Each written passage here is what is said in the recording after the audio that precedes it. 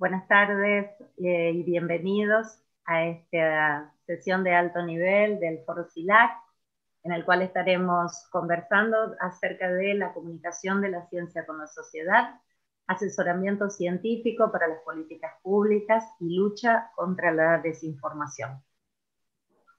Quiero presentar a quienes van a ser los panelistas en esta sesión. Nos acompañan Antonio Copete, director de Capacidades y Divulgación del Ministerio de Ciencia, Tecnología e Innovación de Colombia. Buenas tardes. Julio Gómez Chambilla, viceministro de Ciencia y Tecnología del Estado Plurinacional de Bolivia. Rafael Radi, presidente de la Academia Nacional de Ciencias de Uruguay. Carlos Elías, catedrático de Periodismo de la Universidad Carlos III de Madrid, catedrático europeo Jean Monnet, de Unión Europea de Desinformación y Fake News, y Ludwig Spitia, director de Trivium, estratega digital, diseñador gráfico, con experiencia en comunicación digital, publicidad, educación virtual y diseño web. Para presentarme también ante todos, mi nombre es Karina Cortázar, soy investigadora en redes, Centro de Estudios sobre Ciencia, Desarrollo y Educación Superior en América Latina, en Argentina, y colaboradora del Observatorio de Ciencia, Tecnología y Sociedad de la Organización de Estados Iberoamericanos. Como ustedes saben, esta sesión intentamos que tenga un formato dinámico de conversatorio entre los participantes y el público. Tenemos una duración bastante estricta, por lo que se me ha solicitado, de 45 minutos. Así que haremos una primera ronda de preguntas con cada uno de los panelistas y luego iremos recibiendo cuestiones o comentando algunas cuestiones entre sí. El tema de nuestra sesión, bueno, es por demás relevante, teniendo en cuenta la situación que es relevante en todo contexto, pero más aún teniendo en cuenta la situación que ha puesto de reflejo la pandemia de COVID desde el año 2020, acerca de la necesidad de profundizar los vínculos de comunicación entre ciencias, sociedad, políticas públicas, y ese va a ser el tema sobre el cual vamos a centrar este diálogo. Voy a formular una pregunta inicial entonces, dirigida a Antonio Copete, en primer lugar, que tiene que ver con esas capacidades que tienen los países para brindar asesoramiento científico a los responsables de la formulación de políticas en tiempos de crisis, en particular en tiempos tan críticos, valga la redundancia, como hemos atravesado, en las que participan una serie de organismos, instituciones, ministerios, comités científicos permanentes, comités ad hoc, etc. La pregunta para Antonio sería: ¿cómo deberíamos fortalecer el papel de los comunicadores científicos? Justamente él, que es director de capacidades y divulgación del Ministerio, para asegurarnos de limitar o por lo menos morigerar en algún punto esa propagación de la desinformación que ha afectado tan seriamente la gestión de la crisis sanitaria durante el año anterior. Antonio, adelante.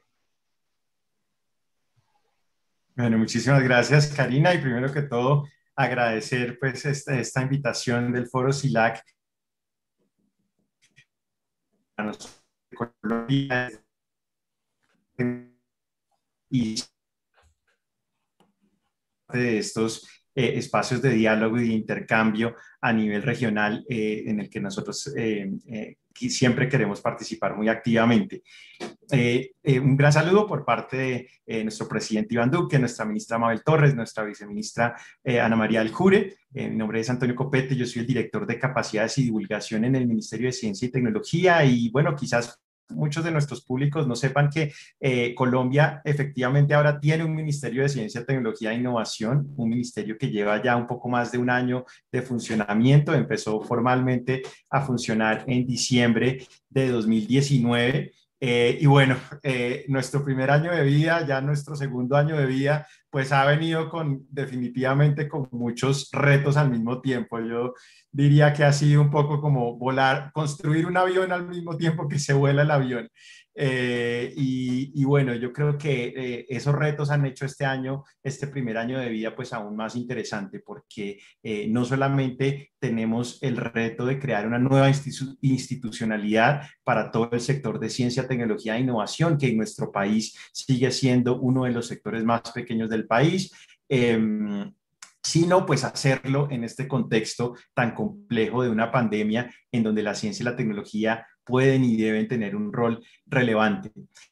Hablando específicamente sobre la divulgación científica y su rol dentro de este contexto, pues nosotros podemos decir que desde Colombia, desde el gobierno de Colombia, ya hemos estado haciendo unas apuestas, inclusive antes de conocer toda la dimensión de lo que significaría este gran reto para la humanidad. Y, por ejemplo, en la estructuración de este nuevo Ministerio de Ciencia, Tecnología e Innovación, creamos una estructura que consta de dos viceministerios. Un viceministerio llamado de Conocimiento, Innovación y Productividad, que es el que aloja, digamos, la mayoría del quehacer más tradicional del sector, todos los programas que financian proyectos de investigación, de desarrollo tecnológico, de innovación y las diferentes áreas del conocimiento. Pero también una apuesta muy importante que hicimos como país fue que creamos este viceministerio del que tengo el honor pues de ser parte, llamado el Viceministerio de Talento y Apropiación Social del Conocimiento. Y ese contexto y ese concepto apropiación social del conocimiento creo que es uno de los conceptos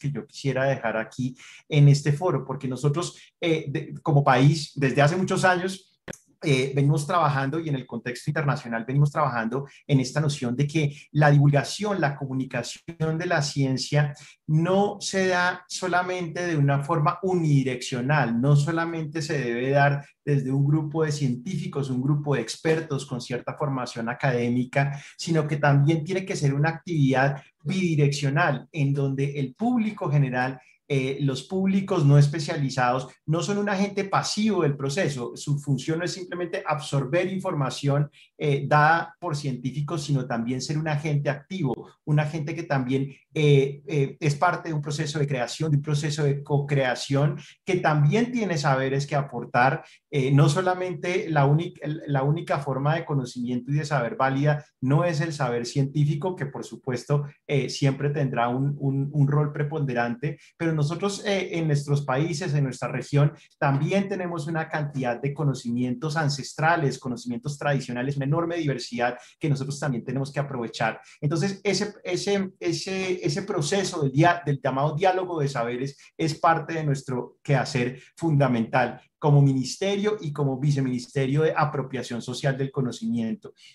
Así que, como les digo, ese es uno de los conceptos fundamentales que nosotros pusimos en marcha con la creación de este nuevo ministerio y que está siendo puesto a prueba ahora en este contexto actual en el que nos encontramos. La apropiación social del conocimiento, de nuevo, cobra más importancia que nunca en este contexto de desinformación, en este contexto de la ciudadanía recibiendo mensajes de muchas formas.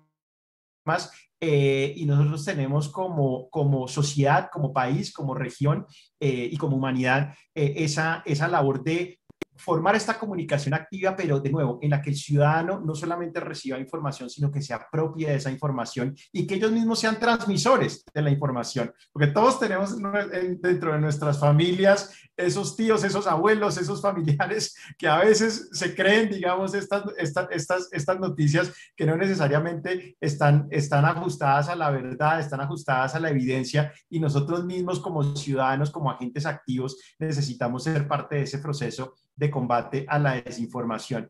Son muchas las estrategias que hemos creado como país frente a este tema.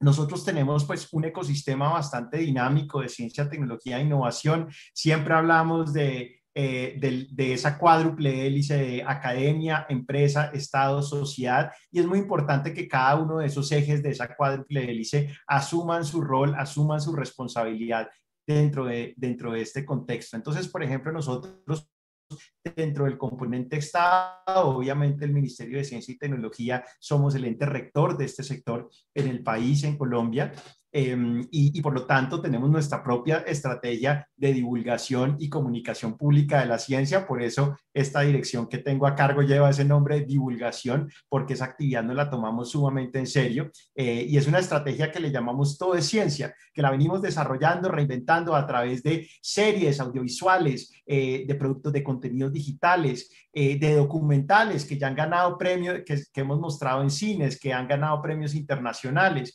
Y es una estrategia sumamente exitosa que también la hemos tratado de adaptar al contexto actual. Hemos hecho, por ejemplo, alianzas con canales regionales en Colombia, más de 20 canales regionales que han transmitido contenidos científicos producidos por nosotros, precisamente con ese propósito. Por ejemplo, ahora uno de los productos nuevos que hemos estrenado dentro de este último mes ha sido un podcast llamado La Curva, precisamente haciendo alusión a los temas relacionados con el COVID, en donde en alianza con otras universidades de Colombia, por ejemplo la Universidad del Rosario, con instituciones públicas y privadas, congregamos a científicos para hablar de una manera muy amigable y muy dinámica hacia el público sobre los temas relacionados con el COVID.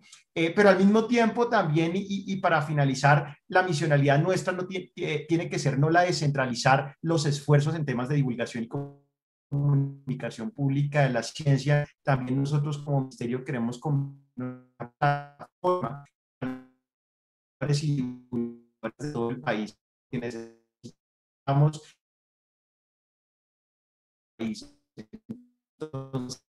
esa también es parte de nuestra misionalidad, de no solamente nosotros tener nuestra estrategia in-house, digamos, de divulgación científica, sino también de convertirnos esa plataforma para todos los divulgadores y divulgadoras del país y así hacer digamos, aportar ese grano de arena para el combate contra la desinformación. Eso diría yo a manera de introducción y bueno, de nuevo muy agradecido y aquí atento para continuar participando de la discusión. Muchas gracias. Muchas gracias, Antonio. Y bueno, en primer lugar, felicitaciones por el recientemente estrenado ministerio, aunque haya sido en estas circunstancias. Y también aprovecho la oportunidad para reconocer públicamente que ese concepto de apropiación social de la ciencia y la tecnología y la estrategia que Colombia viene desarrollando desde hace muchos años en torno de ese concepto es no solo una lectura obligada, sino también inspiradora para el resto de los países latinoamericanos. Es decir, todo el desarrollo que se ha producido desde Colombia en torno de ese concepto, tanto desde el punto de vista académico como de las prácticas, realmente creo que ha tenido una influencia muy fuerte en todo el campo latinoamericano de la comunicación pública de las ciencias, así que es un gusto poder decirlo públicamente en este foro tan importante y que nos nuclea a todos. Continuando con los representantes del sector de las políticas públicas en nuestros países, a continuación le voy a dar la palabra a Julio Gómez Chambilia, viceministro de Ciencia y Tecnología del Estado Plurinacional de Bolivia. Buenas tardes, Julio. Y para él la pregunta tiene que ver con su opinión acerca de cómo pueden las comunidades científicas y los gobiernos del cual él forma parte colaborar de manera más eficaz para mejorar el acceso público al conocimiento y la información científica. Adelante, Julio. Bien, estimada hermana, muy buenas tardes a los presentes de esta sesión. Muchas gracias, Karina, por la presentación, ¿no es cierto? Un cordial saludo también a los panelistas que nos están viendo, ¿no es cierto? También de la misma manera saludar a Antonio Copete, que es del Ministerio de Ciencia y Tecnología e Innovación de Colombia, hermano. También al hermano Rafael Zadi, presidente de la Academia Nacional de Ciencias de Uruguay. También saludar al hermano Carlos Elías de la Universidad Carlos III.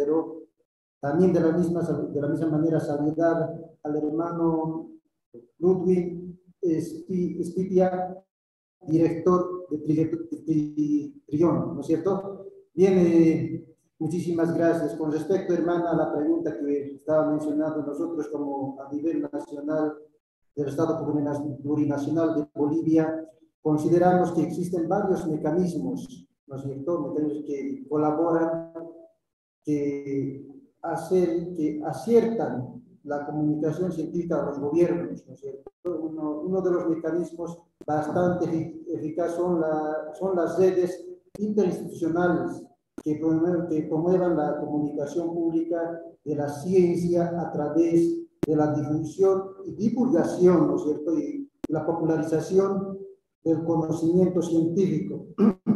Esto sin duda contribuye a su apropiación social, de modo que se favorezca su accesibilidad con equidad y pertinencia.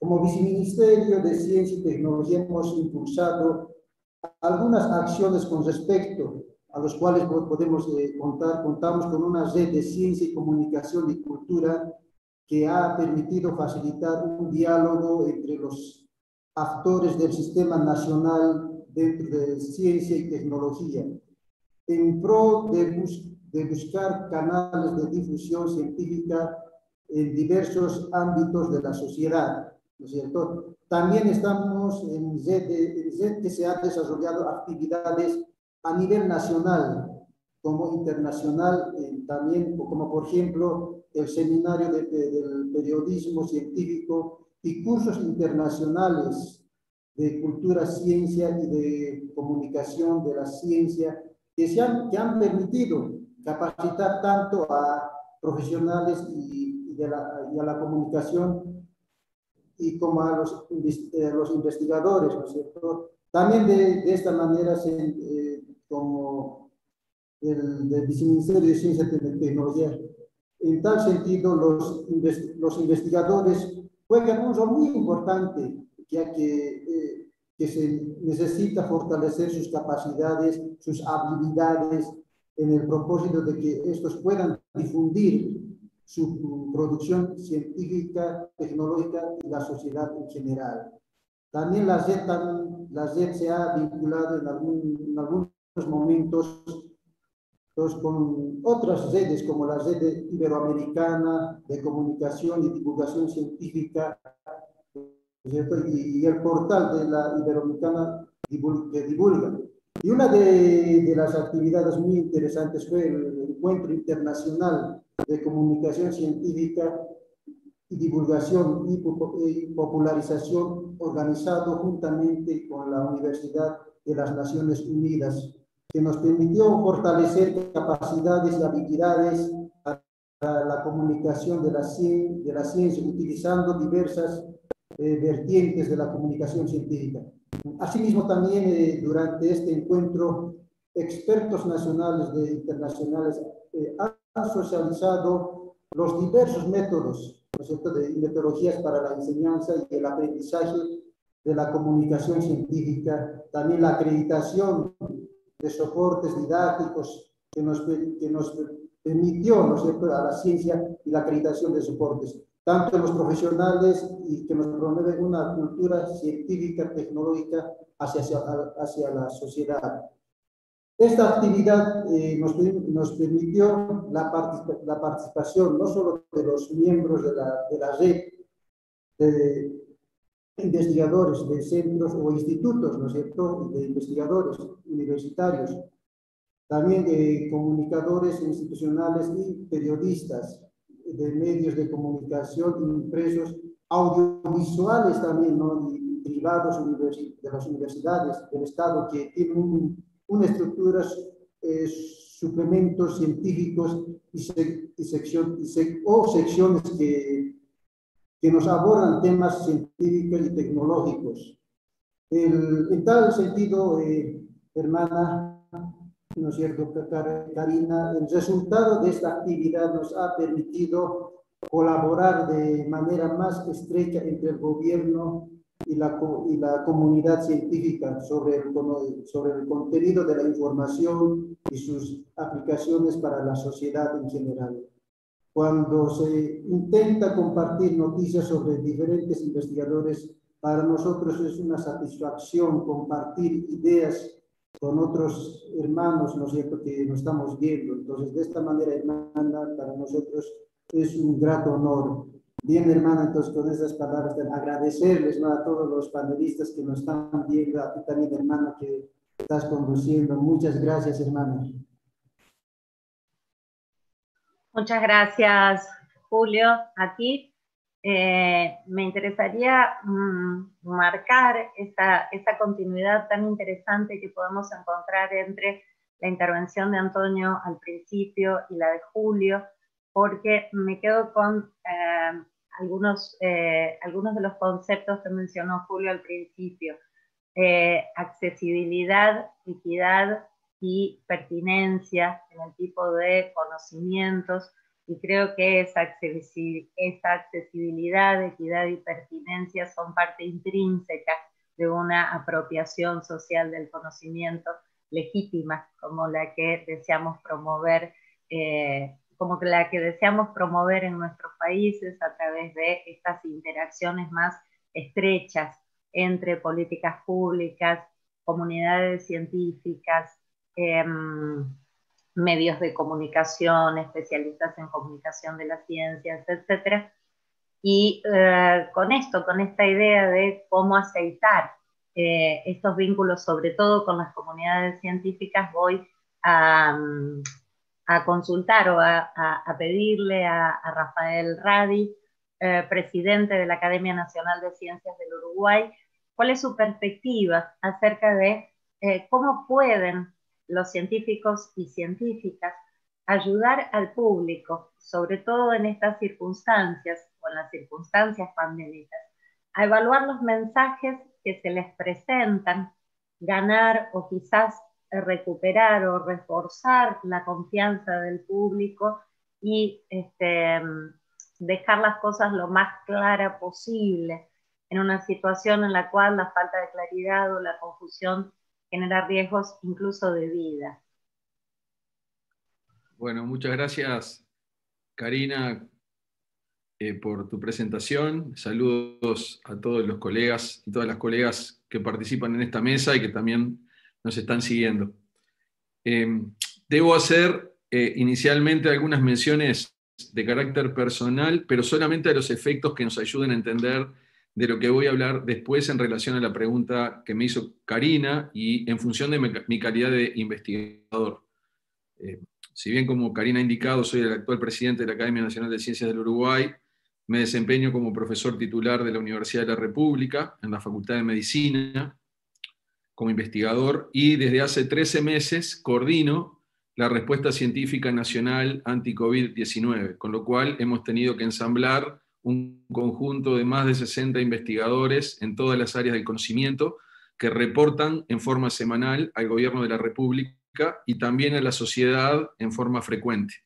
Por lo tanto, cuando la pregunta es cómo los científicos podemos darle credibilidad a nuestras palabras, cómo podemos ayudar a que la sociedad entienda mejor lo que está pasando en una situación tan desafiante, bueno, es por eso que hago estas menciones a las actividades que desarrollo en estos momentos.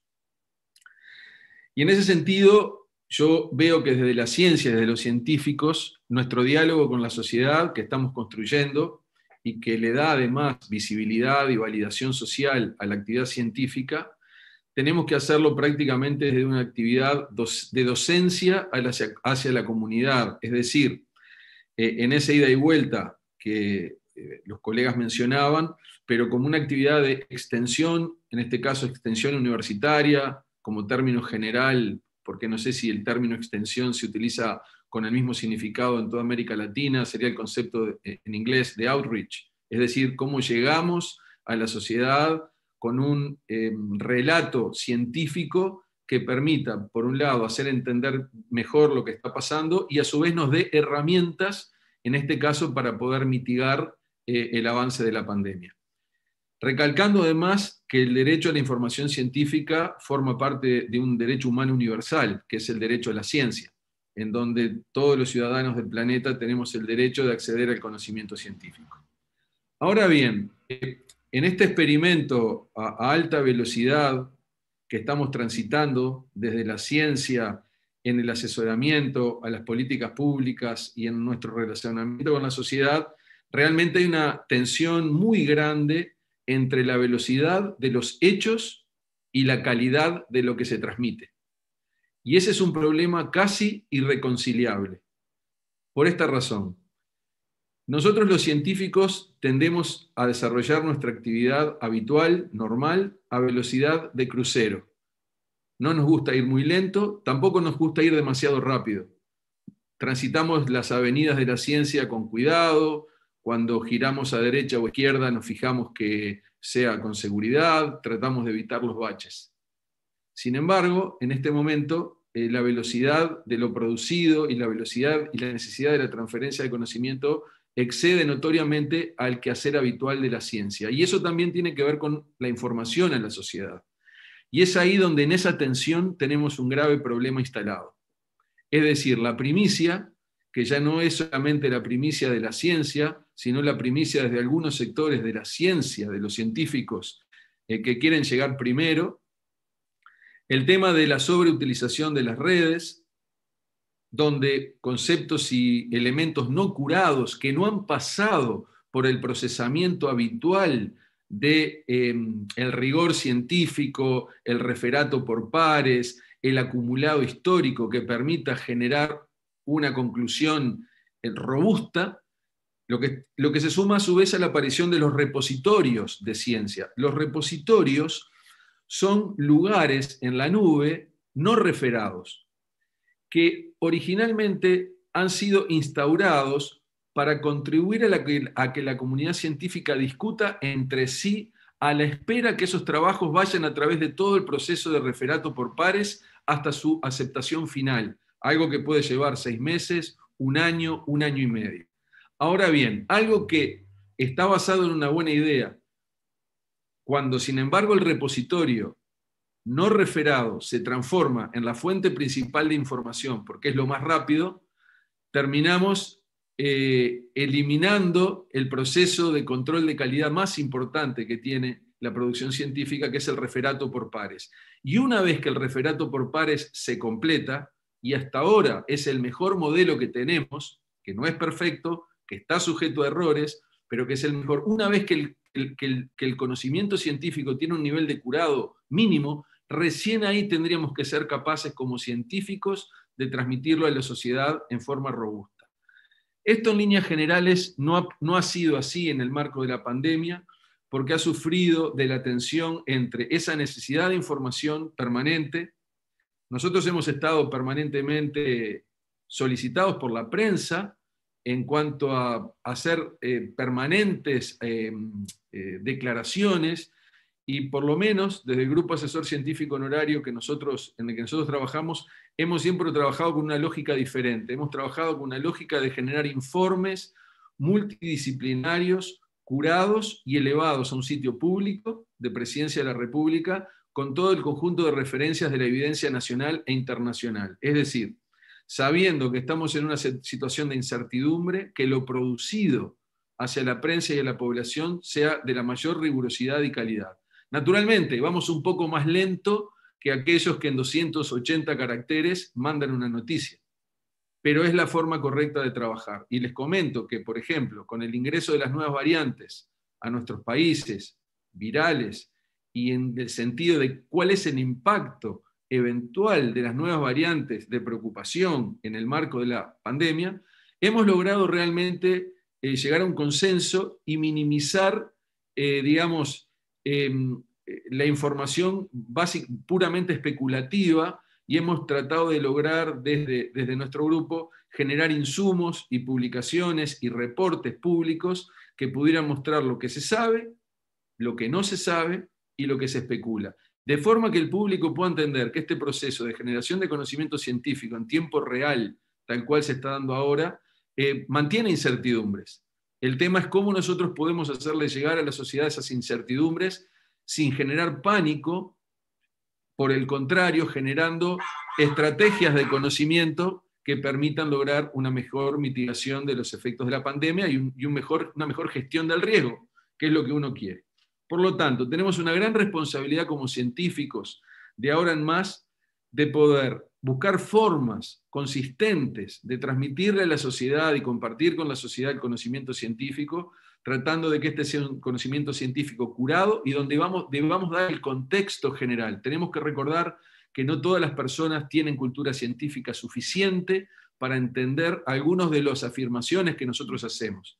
Y podemos lograr efectos contraproducentes. Cuando nosotros decimos, para tal variante, tal vacuna quizás no funcione, eso quizás lo que pueda generar es una respuesta, entonces no me vacuno, porque de todos modos me vacuno y cuando vengan nuevas variantes no van a ser efectivas. Y eso sinceramente es un error conceptual.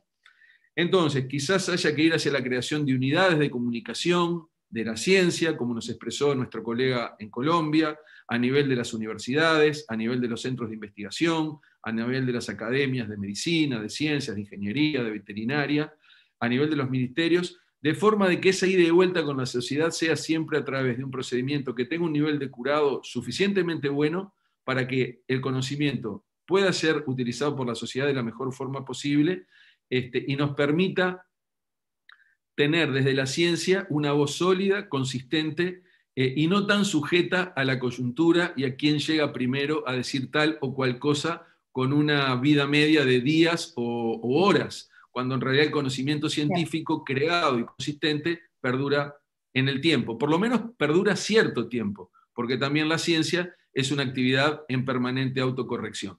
Así que con esta intervención agradezco la invitación y estaré dispuesto a seguir compartiendo más adelante.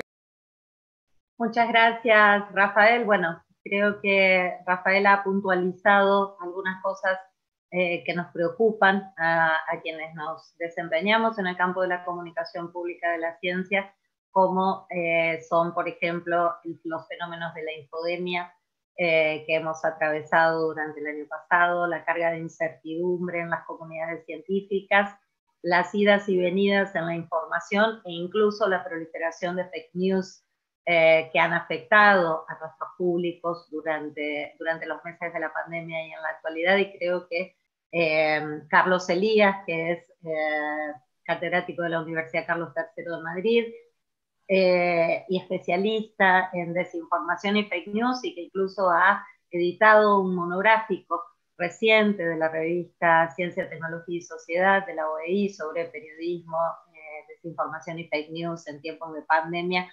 Creo que es la persona apropiada, digamos, para dar continuidad a este diálogo a partir de los señalamientos de Rafael.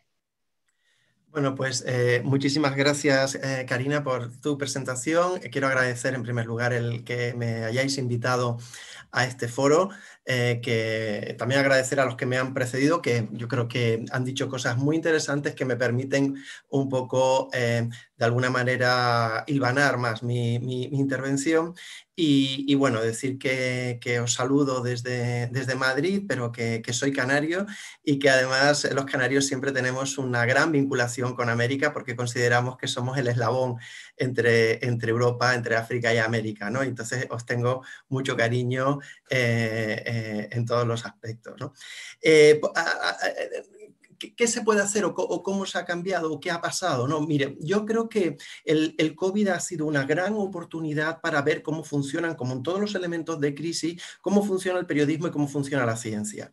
Yo que estudié a la vez, porque no me decidía qué carrera estudiar, si ciencias o letras, y estudié a la vez químicas y periodismo, y me dolía que no me convalidaran asignaturas en una y en otra, y yo siempre decía, bueno, pero si la ciencia y el periodismo tienen el mismo objetivo, que es buscar la verdad y hacerla pública. Yo pienso que es muy importante consolidar esas dos estructuras, las estructuras de la ciencia y de la estructura del periodismo. Y las dos están en crisis, ya han estado un poco en crisis, y bueno, por lo menos estamos viendo dos cosas con este elemento, este episodio tan desgraciado de la pandemia del COVID, ¿no?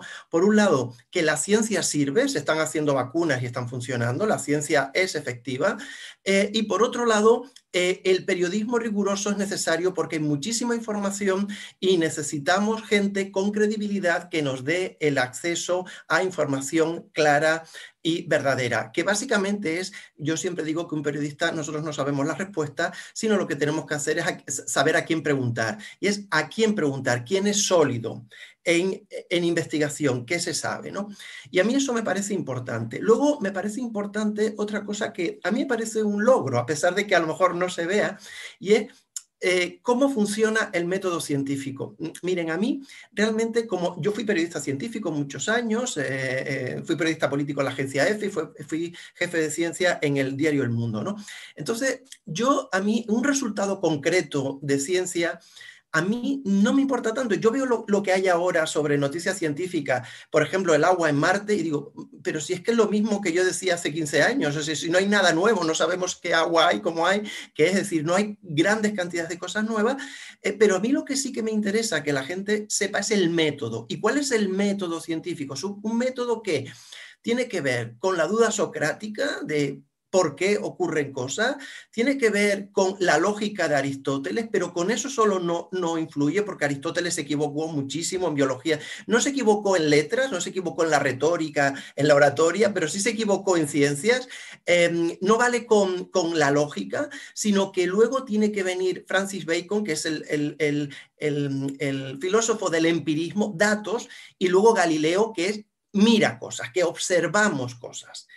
Todo eso nos da el método mejor que conocemos de acceso a la verdad. Que no quiere decir que sea la verdad, que no quiere decir que no se pueda equivocar la ciencia. Digo que ese método de duda, preguntar por qué ocurre, tomar datos, observar, replicar y publicar, y luego ver lo que sucede, nos lleva en esa discusión a ver lo que hay. Y es cierto que ese proceso tarda.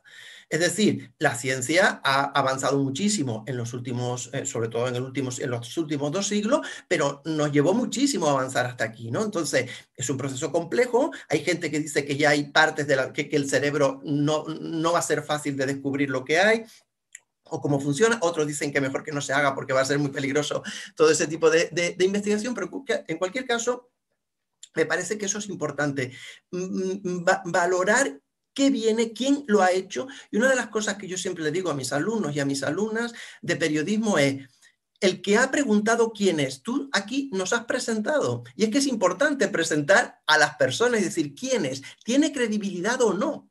Porque todo el mundo, por supuesto, tenemos libertad de expresión, pero no todo el mundo tiene libertad de opinión. Es decir, yo puedo expresarme sobre si me gusta más el Barça o el Real Madrid, pero yo no puedo opinar sobre si a Messi hay que operarlo del ligamento cruzado interior derecho, porque yo no soy traumatólogo y yo no puedo opinar de elementos que son técnicos. Tengo que, como periodista, llevar quién es el que sabe eso. Entonces, aquí, pues yo creo que se ha intentado por parte de los medios serios preguntar a la gente que sabe, explicar cómo es el método científico, explicarle a la gente cómo funciona la ciencia y también decir, cuidado, porque uno de los elementos que nos diferencian ahora con hace unos años es que todo el mundo puede ser un canal de comunicación de masas en potencia o sin potencia. Es decir, Donald Trump tenía más seguidores tiene más seguidores en Twitter que el New York Times. Entonces, ¿quién es el medio de comunicación de masas más importante? ¿El New York Times o Donald Trump? Porque si tú tienes más seguidores, pues a lo mejor eres un medio de comunicación de más masa, ¿no? Entonces, hay gente que en lugar de dar datos, que es lo que tiene que dar el periodismo, datos, facts, hechos, pues da relatos. Y los relatos todos son válidos. Los relatos todos son válidos. Yo ahí sí que pienso que, por ejemplo, la literatura europea está sobrevalorada. A mí no me gusta nada, me gusta mucho más la latinoamericana, por ejemplo.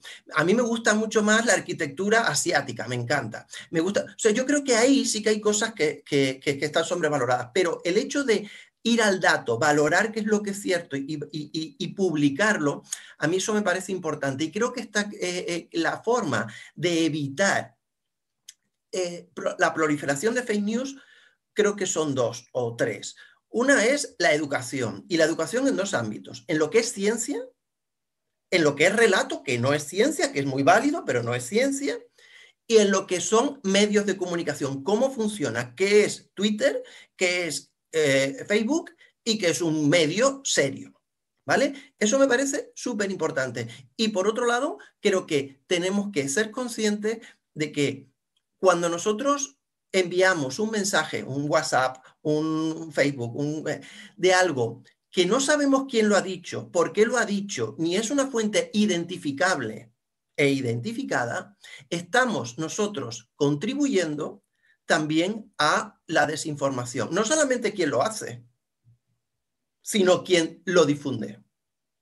Y eso es importante. Y por otro lado, creo que la sociedad, en esa idea que me ha gustado mucho de apropiación del conocimiento, tiene que apropiarse del conocimiento y también de los datos, tiene que tener transparencia, acceso a esos datos y tiene que exigirlos también en ese sentido. Y exigir medios que le digan la verdad y científicos que realmente investiguen y que busquen la verdad. Y yo creo que es esa idea de buscar la verdad y hacerla pública y ese elemento que tenemos tantos periodistas como científicos de curiosidad. ¿Por qué? ¿No? Yo creo que con eso, curiosidad, pero satisfacerla de forma correcta. Muy bien, muchas gracias Carlos. Vamos a tomar los últimos minutos de esta sesión para hablar con Ludin acerca de qué ocurre cuando esa desinformación o esas fake news generan pánico, reacciones exageradas, generalizadas. ¿Qué herramientas consideras que tenemos a disposición para combatir este fenómeno en América Latina? Bueno, primero, pues es un honor acá estar con todos ustedes. Muchas gracias por esta invitación. Y pues partiendo de esa pregunta específica, digamos que el miedo no es realmente el problema en momentos de pandemia. El miedo a la larga puede ser hasta bueno. El problema es que no lo sepamos manejar y al final eso es el origen de por qué es tan efectiva la desinformación ahorita, que realmente pues se aprovechan de nuestros miedos, inseguridades, de nuestras posiciones políticas.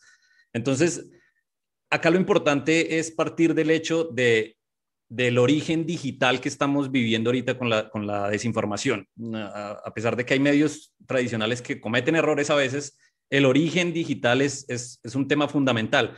Entonces, el proyecto que hemos venido trabajando con UNESCO, la Unión Europea y la organización Chequeado, que ha agrupado a través de la TAM Chequea 35 organizaciones de fact-checking en toda Latinoamérica y el Caribe, pues partió del hecho de entender la naturaleza digital del problema al que nos estamos enfrentando. Entonces, no es suficiente con que tengamos todos estos recursos científicos, gente que pueda verificarlo, si no tenemos ciudadanos activamente dispuestos a combatir la desinformación, que realmente estén haciendo algo y que quieran hacer parte de esto.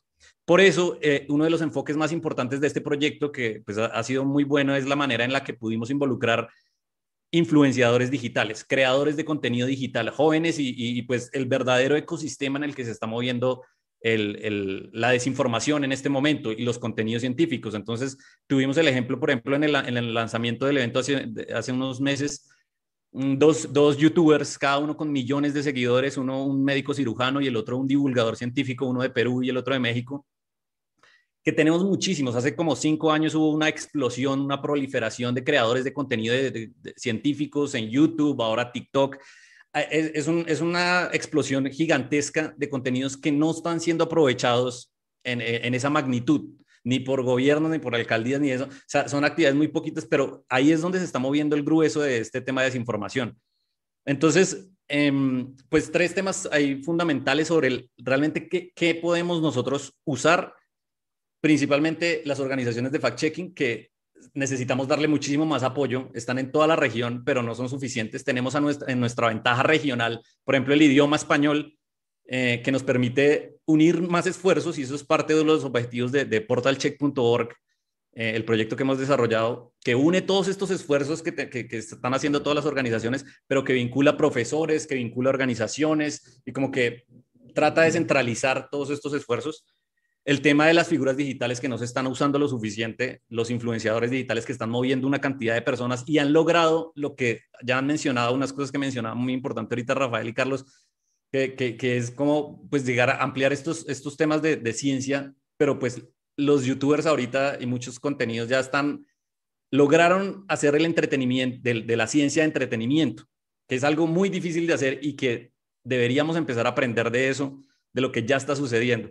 El otro tema es el tema de la pauta digital, que no se trata solo de, por ejemplo, usar las redes sociales para poner una publicidad, sino entender cómo elaborar los mensajes y cómo segmentar bien. Y pues detrás de eso hay un mundo bien extenso en temas publicitarios.